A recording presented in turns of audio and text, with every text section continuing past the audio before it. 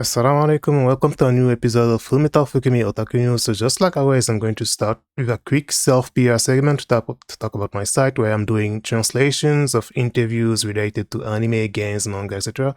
and sharing my impressions and sharing my thoughts, etc. And most probably I'm doing translations of the Heaven Burns Red live streams. And back in October, they did a collaboration with GiLGuL Powerful Pro Yakkyu, which is a famous baseball and racing sim simulator by Konami.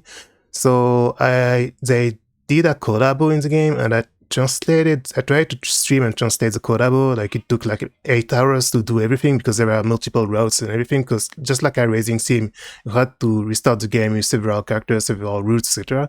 So I did that as well, and I also did summary of the Fantasian livestream that Square Enix did back in 2024 with Yoshida and Sakaguchi and some of the seiyuu. So this isn't just a normal summary because it's also full of my analysis and my thoughts on the what they're saying, etc. With sources on other stuff they said on other interviews, etc. So if you're interested, there's a sample with the beginning of the article on the Gus, and then you have the paid versions for subscribers on the Ko-fi. So yeah, please check it out. So Kogado Studio who recently released on PC a game called Yagate Chiriyuku Kagami no Hanae, Dear Mirror Flower in English.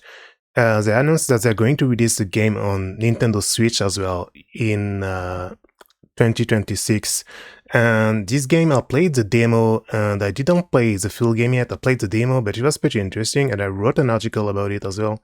And it's a very short game. It's like maybe 5 or 6 hours, and it wasn't voiced on the PC version, but for the Switch version, they announced that they're going to voice the characters, fully voice the characters.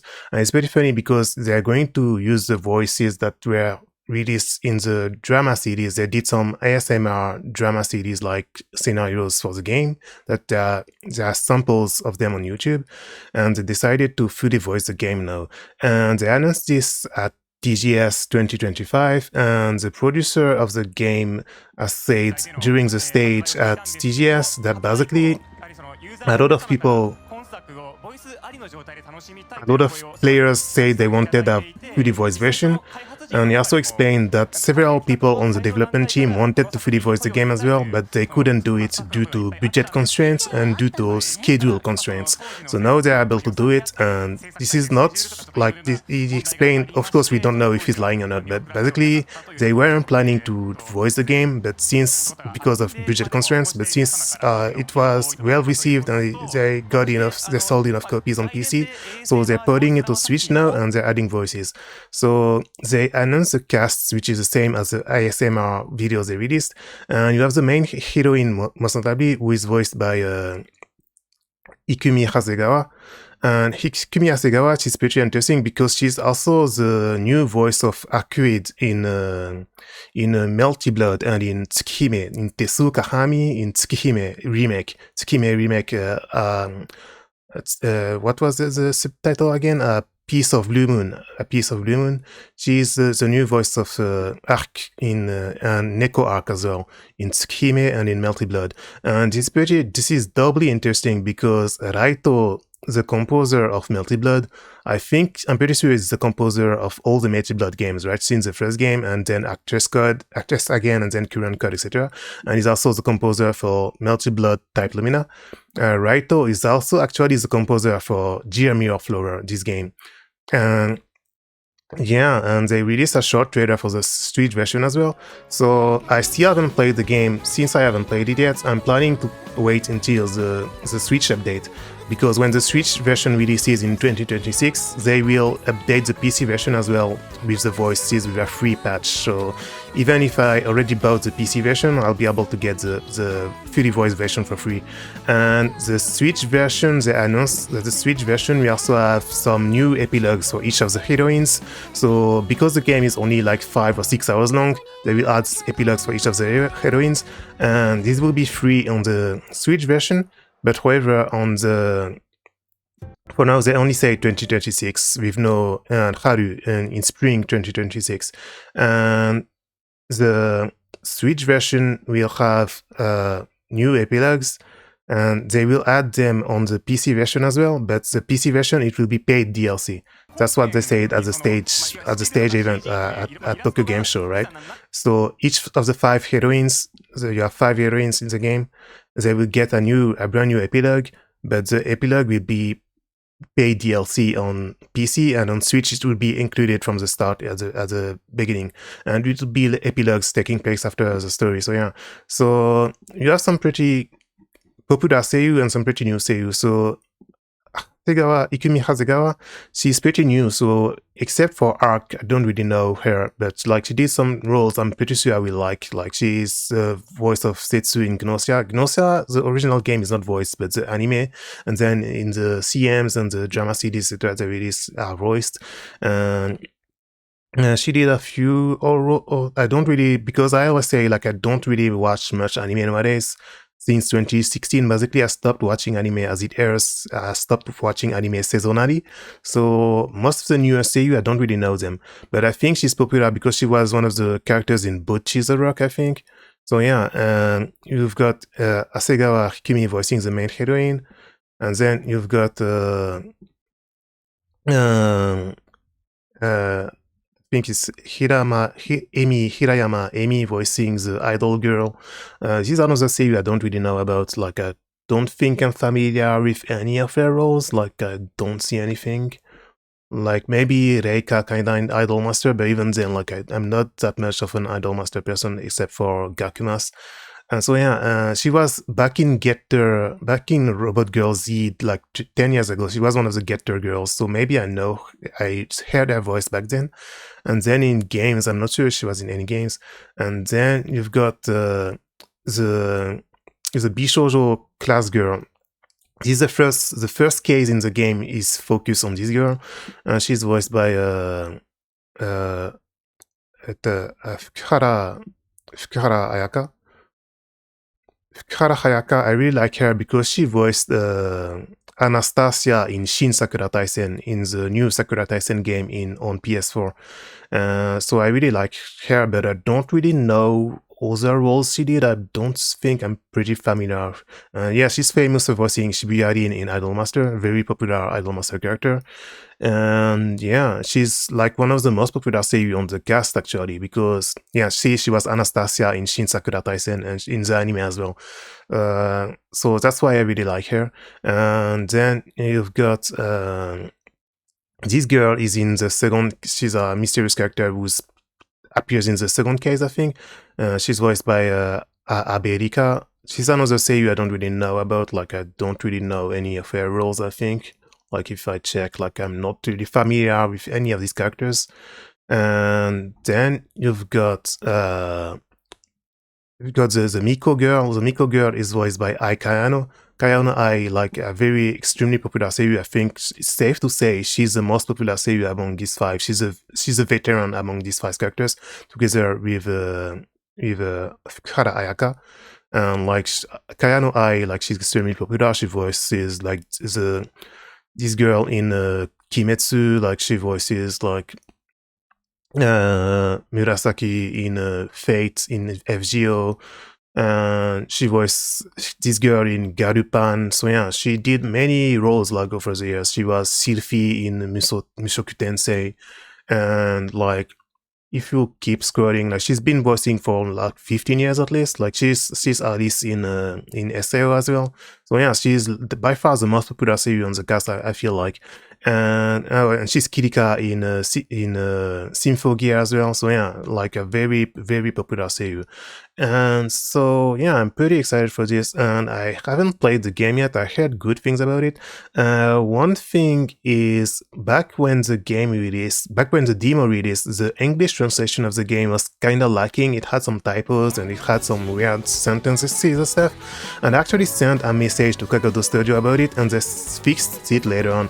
So hopefully, I still haven't played the full game myself, but hopefully the translation of the full game is fine. But yeah, now it will be fully voiced, so I think maybe I'll just play it in Japanese and listen to the lines. But yeah, like I'm a big fan of Kogado Studio because like they did a lot of games I really like, and I regularly talk about them, like the Burrow Doll series, like the the Tristia, Deep Blue series, etc. So this is a game I set my sights on for a long while now. So I'm really looking forward to the fully voiced version on Switch on PC. Yeah, like I was saying, I really like Kogado Studio for many years now, because they must be the developers of Symphonic Rain, which was one of the very first visual novels I played. Technically, it's not the first one, but it's the first game I played that I knew it was a visual novel. And back then, obviously, it was in Japanese, and I could barely understand anything.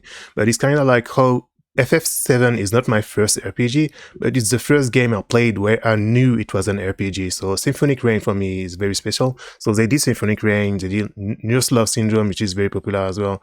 Umetsu Remaster, I played the demo and I need to fully play it one day. Same with Star Melody, You Made Me Dreamer. It was released in several episodes, so I need to finish playing this one day.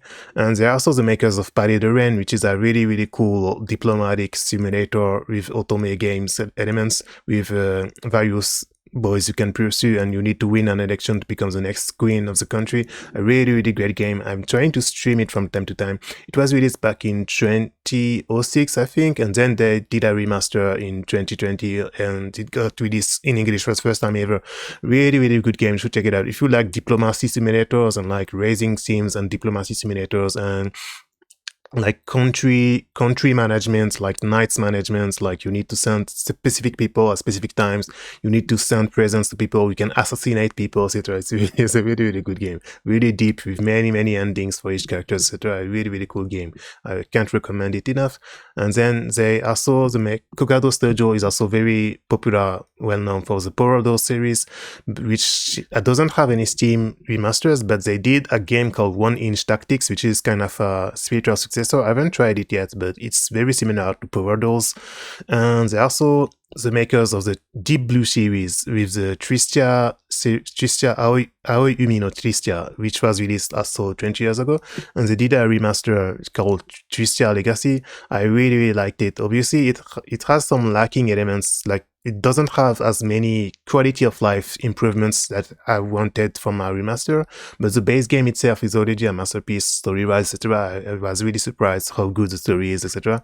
And it's pretty funny because it's also a game I know about for like 20 years. Like since I was a kid, pretty much when it's released 20 years ago, I think I heard about it from some forums, etc., like Honkfire, etc. But I could never play it until now, so I played it for the first time like a few months ago. It was incredible, so I really recommend this game as well. So I guess you should wait until it's on sale, because it's the full price game is quite expensive, so you should wait for when it's on sale. So yeah, I really recommend these games like Tristia, Star Melody, You Made Me Dreamer, Palais de Rennes, Umetsu, Symphonic Rain, Nurse Love Syndrome, etc. Like every Kogado game on Steam is really, really good. Pretty much a masterpiece in my opinion. So you should check them out.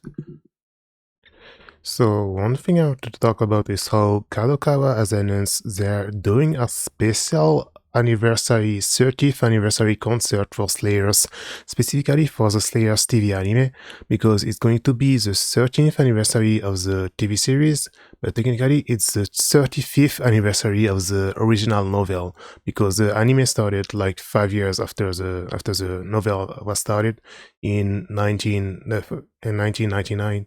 So yeah, this is pretty cool because they said the event is taking place on January 26, on January 2026 on the 18th.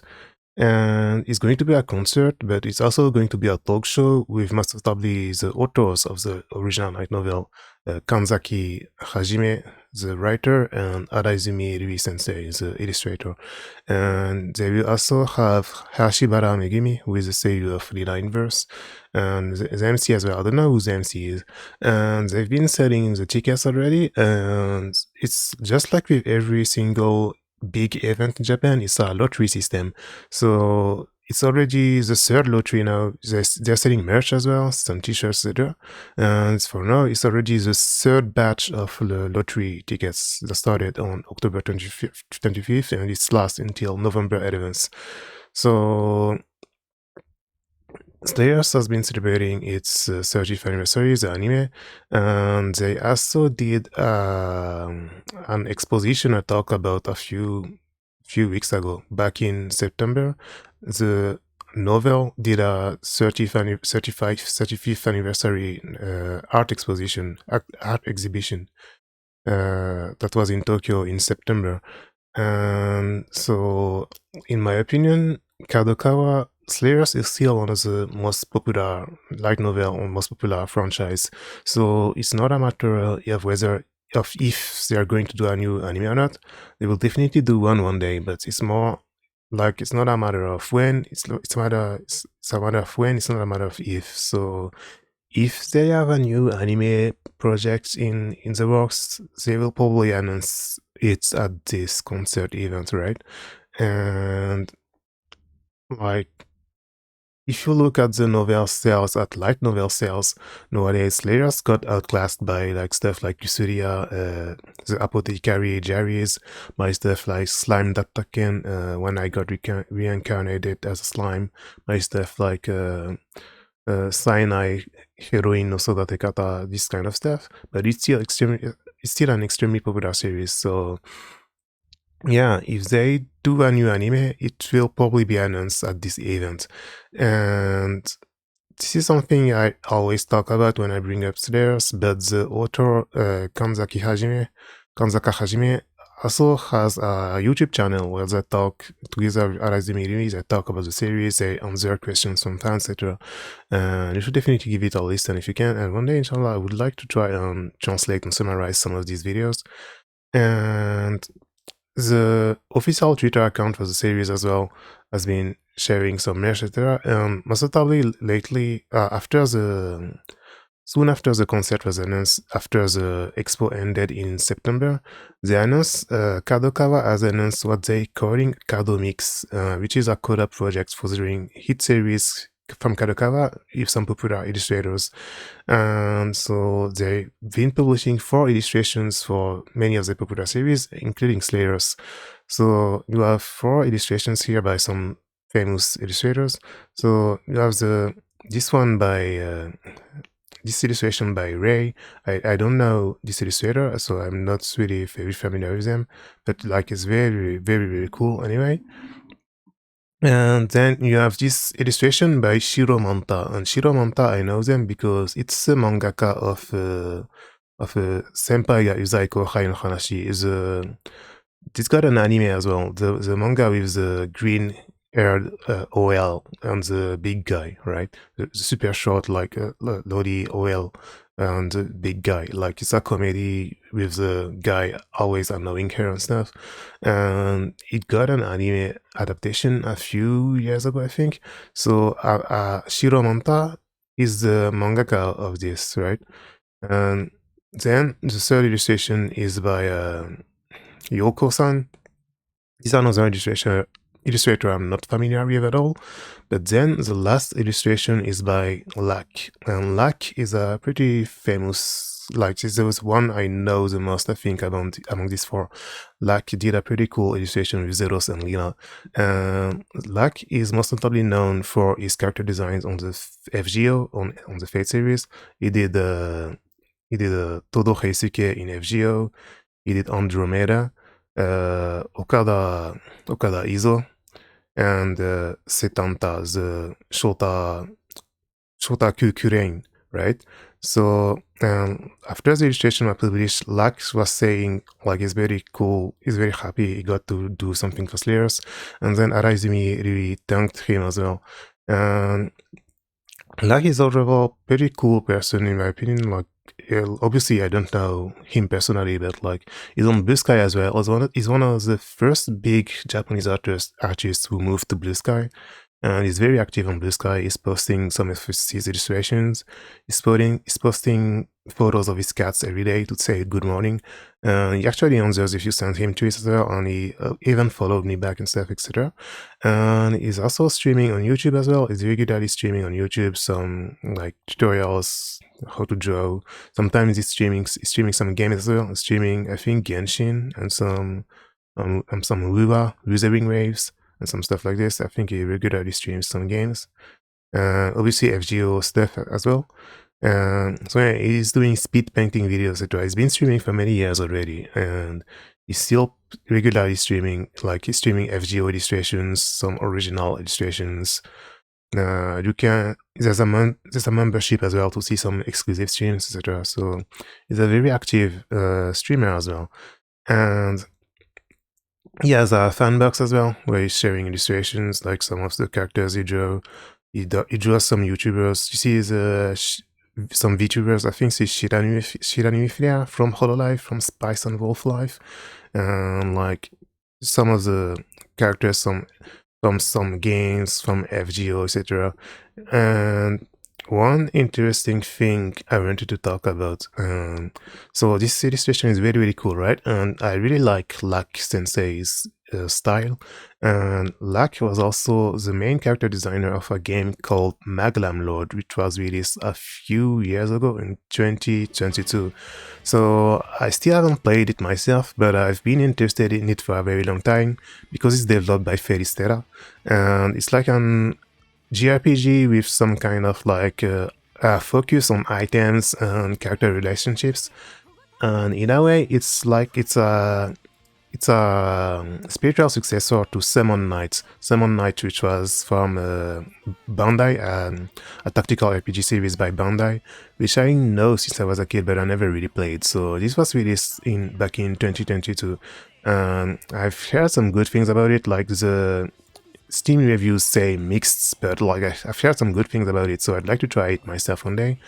So it's a story about how you play as a demon lord, like a male or female, and they're looking for a partner to make some descendants. Basically, this is the original pitch of the game, and yeah, there's a big focus on crafting, just like in Summon Night, crafting items and tons of different items, etc. But instead of the tactical RPG elements, it became more like an action RPG side-scrolling 2D Yoko side-scrolling 2D action RPG. And yeah, so I want to try this out one day. And this is kind of a spiritual successor to Summon Knight because Masastabi is the main writer of Maglam Lord is Kei Miyakozuki, also known as Shu Miyakozuki, who is basically the main writer of the Summon Knight series since its start back 25 years ago on PS1, right?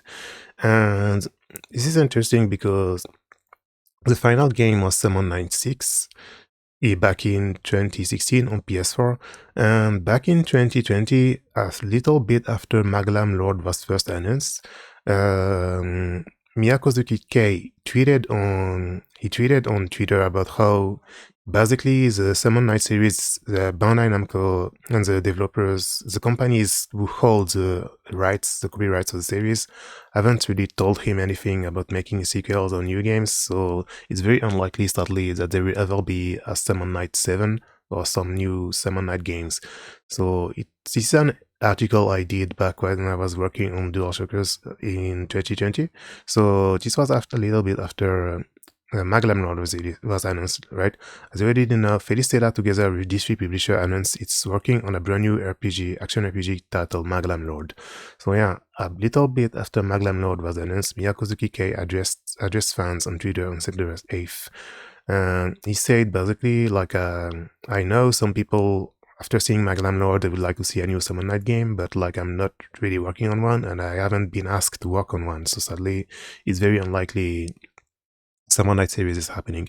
And he was saying that basically he's still writing his own novel spin-off of the Summon Night series,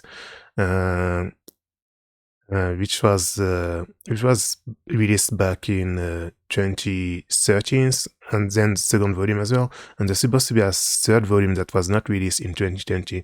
And I didn't really follow his tweets and the news regarding Summon Night since then, so I'm not sure if the final volume of the novel was released since then. But yeah, if you like Lax character designs, if you like Okita in FGO, if you like Setanta in FGO, if you like Andromeda in FGO, you should definitely check out Maglam Lord. And so yeah,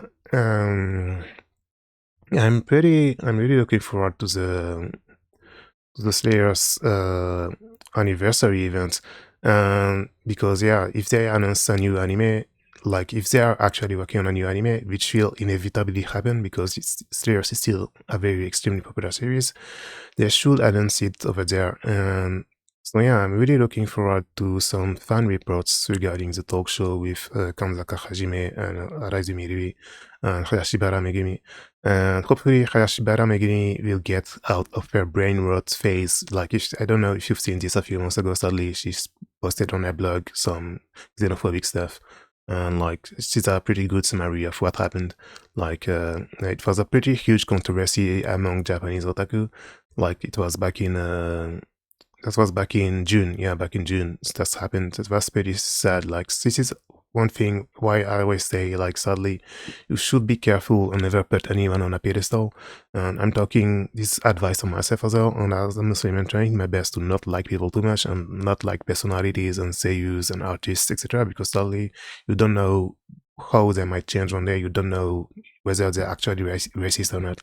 Like, you don't know if they're gonna get brain rotted and stuff. So yeah, like, it's definitely one of the events I'm looking forward to the most. Like, January 18th, inshallah, we'll hear maybe if there's a new Slayers anime or not. So yeah. So the next thing I wanted to talk about is how there's this game called GiLGuL, which is already available on Steam.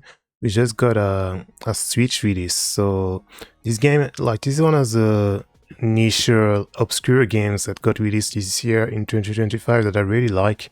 And I'm still playing it myself, so I'm not done with it. Like, I think there's maybe 8 or 9 chapters. I'm only at chapter 3, I think.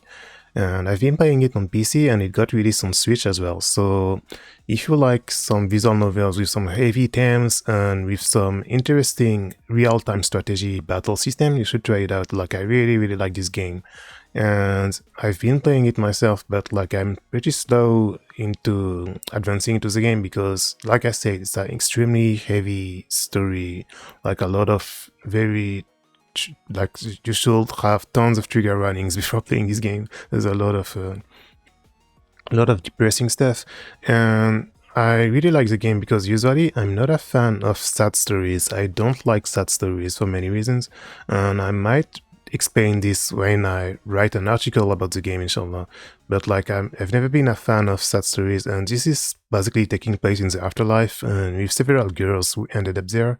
And basically, you have several dialogue choices, and each chapter of the game focuses on a new character, and depending on your choices, what the character will decide to do will change. And so, like, there's a lot of very depressing stuff. Like, it's talking about a lot of society's problems, like bullying, like harassment, abuse, sects, etc.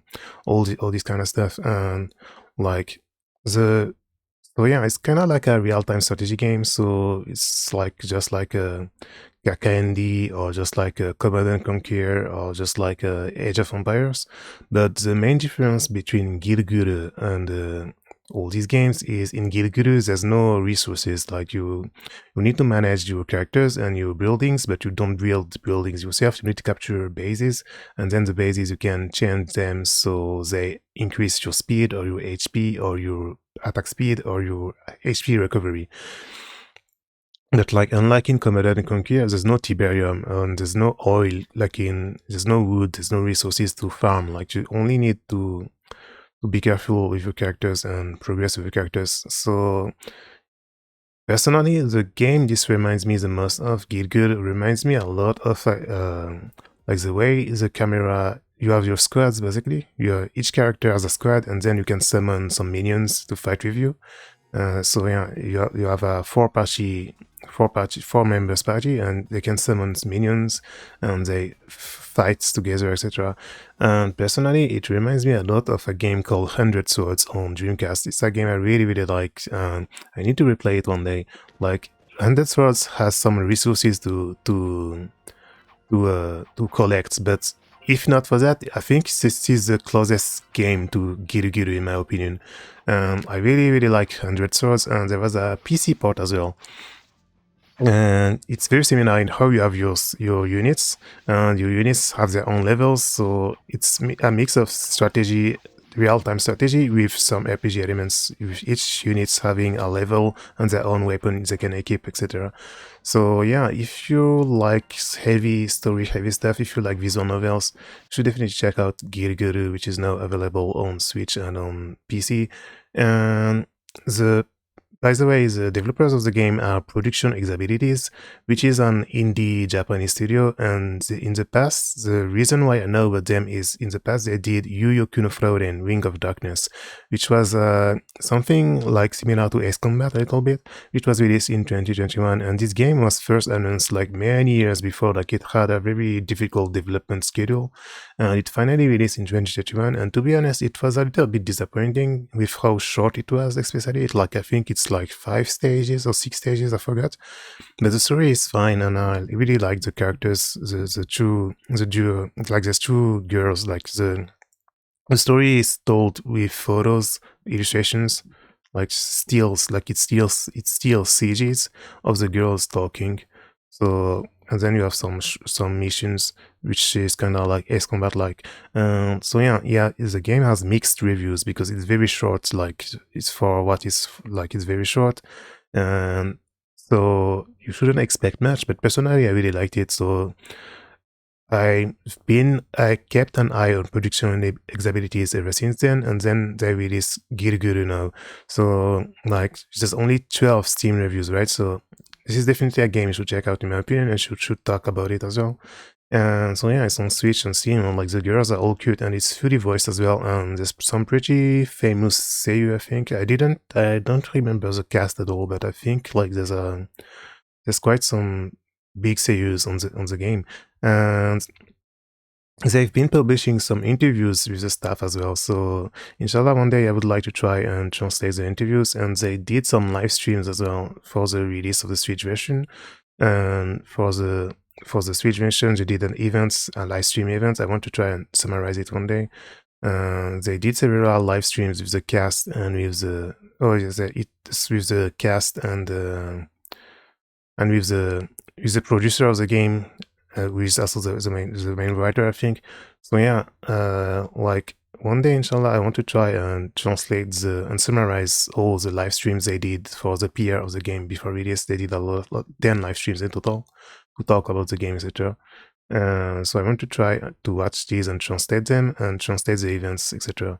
And I need to write an article about the game as well, because for now, like I'm only at chapter 3, but I'm pretty sure I can write a pretty good article to introduce the game, because I really hope it gets more popular, because it's like, in my opinion, it's one of the best games that released in 2025. Like it's very original, and the battle system looks very cheap. Like it's not that deep, but at the same time it's very fun. Like it doesn't need to be like it's just a very fun game, and like the story is very exciting as well. But like I said, like it's very complex, like very heavy story. So it's not for everyone, definitely. And if you don't like sad or depressing stories, like personally I don't like them either. But of course it's like an anime, so of course you still have some comedy moments and some cool funny moments between the characters, etc. So it's not only sad stuff, but yeah, usually I really don't like games that only focus on very sad things, but like I think this game does it really, really well, so I don't mind it. So I really hope it gets more popular. So the last thing I wanted to talk about is Silent Hill F. So Silent Hill F was released in late September 25th. So it's been a little bit more than a month now since the game release, and it sold over 1 million copies. So I'm really happy for the team at Neobards, and the teams at Konami, and the teams at 7th Expansion, because like I always say, I'm a pretty big 7th Expansion fan. Like I really like Higurashi, Umineko, Rose Guns Days, etc. And so I think maybe you've heard about this, because this made huge waves in Japanese social media. So the voice actress and the motion capture actress, Kato Konatsu, for the protagonist, she's an actress, etc. She's the one who voiced the protagonist in Japanese and who did the motion capture. She started streaming the game herself, and she made a specific YouTube channel to stream the game. Hinako is Konatsu, Kato Konatsu is Konatsu Kato. So she's an actress, and this is her latest role basically. So the first stream was like in late September, and it got viral, and it made over 3 million views now, right? And so because of that, all the Japanese outlets started talking about it because it got viral. So I'm pretty sure, like, if you followed, like, I don't really read news in English because of the SEO sites parasiting things, etc. But I'm pretty sure, I assume, like, the vultures, like Dexerto, like the Valnet sites, etc. Because it must Silent Hill F and Konatsu-san was trending. I assume they definitely made some tweets and some articles talking about it, that she was playing the game. So yeah, she's playing like several times, and she's probably going to stream the whole game now. So because this happened, the team at 7th Expansion, they made a tweet and they said that maybe they will actually stream the game themselves one day as well. Maybe they didn't specify if Ryukishi-san or someone else in the team, on the 7th Expansion team, will stream the game. But basically they're saying for now, they're very tired from their work on the game, so they are still recuperating. But maybe at some point they will do some live streams as well. And so yeah, I'm pretty happy for Kato Konatsu, because I'm pretty sure she was already popular before Silent Hill F, but this is like I think in a way this is the first time that, maybe not the first time because I'm not that familiar with pop culture, but this might be one of the biggest times that an actress who was already popular is getting even more popular because of a game role instead of an anime or a movie or something. And actually, Kato Konatsu, she already talked about her a little bit because she was on the Wingman live action in 2023. She was the actress for Aoi in the new Wingman live action I talked about. And she was also the actress for Aso Aiko in the Aizu drama live action as well. And Aizu and Wingman, they're by the same author. The manga were originally by the same author, Katsura Masakazu-san. So yeah, it's very funny. She did Aso Aiko in Aizu, and then she did Aoi in Wingman, and now she is Hinako in Silent Hill.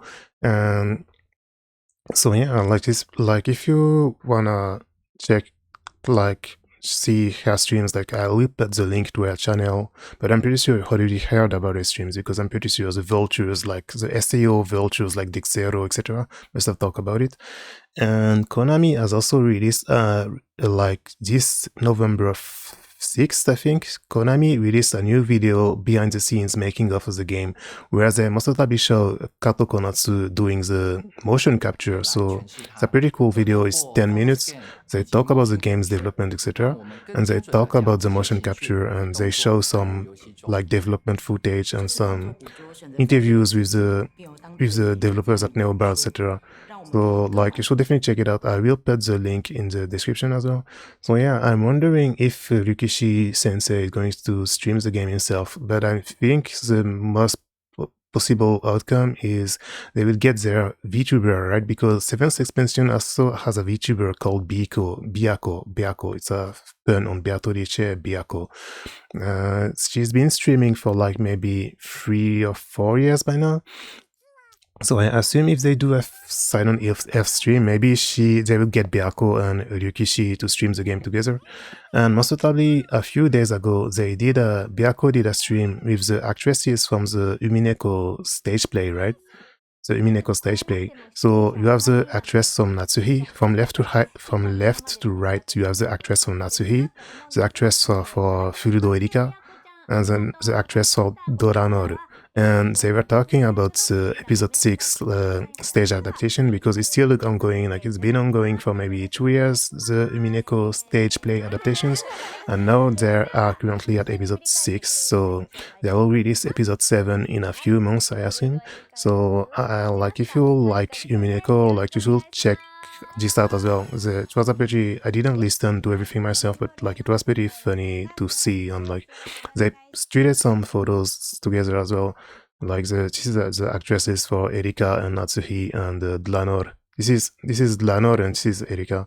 So they shared some shikishi as well, some really cool shikishi. So yeah. It's a really cool shikishi. So yeah, drawn by Rikishi Sensei, Natsuhi, and Erika, and Dlanor. And by the way, Dlanor is my favorite Umineko character and one of my favorite characters ever. But I really like Erika as well. And speaking of which, if you check my stream layouts, I did a bingo with some of my favorite anime, game, manga characters, and Erika is there as well. So yeah, and they tweeted some after the stream ended. They tweeted some photos together and stuff. Seventh expansion and Byako is also doing some kind of cafe stream that for the subscribers, because you can subscribe to the YouTube channel as well. Paid subscription. So there's a paid only subscriber streams on November 7th. So yeah, like if you like Silent Hill F, like you should definitely check out everything I just mentioned. Personally, while I'm a huge fan of 7th expansion, I haven't played Silent Hill F myself because it's a horror game, so I'm not very good with horror games. I get scared really easily. But maybe I'm gonna play it myself one day, but I think the most likely is I will probably watch one of the Seiyu I like streams the game. Nakamura Yuichi is streaming the game a little bit as well. So maybe I will watch his VOD at some point. So yeah, I think that's all for this episode of Fullmetal Fukumi Otaku News. As always, I thanks the people supporting me on Ko-fi, because this is partly thanks to you all that I can do these videos and my articles. So yeah, if you like what I'm doing, if you wanna support me for free, please like and subscribe the video. And yeah, thanks for watching and see you next time.